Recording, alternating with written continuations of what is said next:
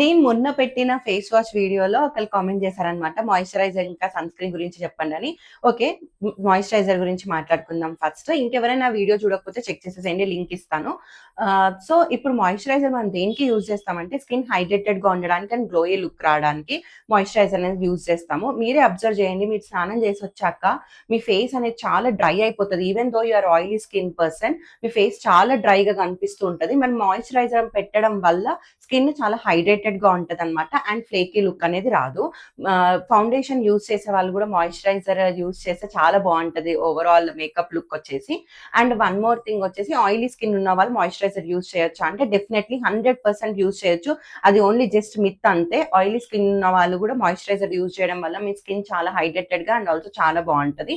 నేను యూజ్ చేసే మాయిశ్చరైజర్ వచ్చేసి ఫాక్స్టైల్ వాళ్ళది సూపర్ గ్లో మాయిశ్చరైజర్ అనమాట. దీంట్లో విటమిన్ సి ఇంకా నయాసిన్మైడ్ ఉంటుంది అండ్ ఆల్సో ఇది పిగ్మెంటేషన్ ని తగ్గిస్తుంది. విటమిన్ సి వల్ల స్కిన్ అనేది బ్రైట్నింగ్ అవుతుంది అండ్ ఆల్సో నయాసిన్మైడ్ వల్ల మనకి ఏదైనా పింపుల్స్ డార్క్ స్పాట్స్ ఉంటే అవి రెడ్యూస్ కూడా అవుతాయి.